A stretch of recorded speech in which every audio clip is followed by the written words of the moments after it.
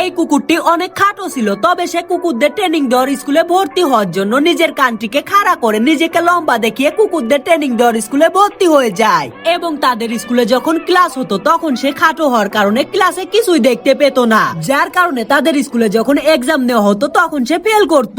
এবং এই কুকুরটি খাটো হওয়ার কারণে মেশিনের বোতাম চেপে খাবার বের করার পর সে মেশিনটিকে বন্ধ করতে পারতো না, যার কারণে অর্ধেক খাবারই নষ্ট হয়ে যেত।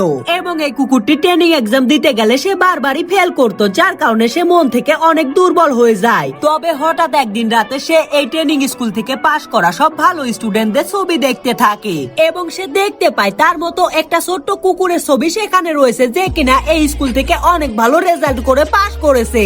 এবং তখন সে মনে অনেক সাহস পায়। এরপর থেকে এই কুকুরটি মনে সাহস নিয়ে মেশিন থেকে খাবার বের করার জন্য লাফ দিয়ে মেশিনের বোতামটিকে অন করত এবং সে আবার লাফ দিয়ে মেশিনের বোতামটিকে অফ করে দিত, যার কারণে কোনো খাবার নষ্ট হতো না। এবং সে ক্লাসে সবকিছু দেখার জন্য নিজের পায়ের নিচে কয়েকটি বই রেখে দিত, যার কারণে সে ক্লাসে সবকিছু ঠিকঠাক ভাবে দেখতে পেত।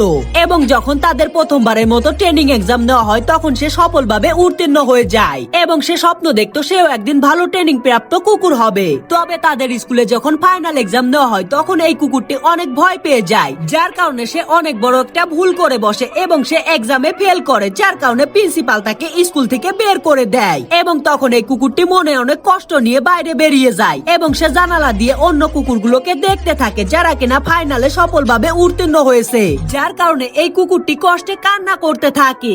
কিন্তু সে হঠাৎ করে দেখতে পায় একটা অন্ধ মহিলা রাস্তা দিয়ে হেঁটে যাচ্ছে এবং একটা ট্রাক ফুল স্পিডে মহিলাটির দিকে এগিয়ে যাচ্ছে, যার কারণে এই কুকুরটি মহিলাটিকে বাঁচানোর জন্য দৌড়ে স্কুলের গেটে থাকা ছোট্ট ফাঁকা দিয়ে বের হয়ে যায় এবং সে মহিলাটিকে সফলভাবে বাঁচিয়ে ফেলে, যেটা কিনা স্কুল থেকে সফলভাবে পাশ করা অন্য কুকুরগুলো করতে পারে না।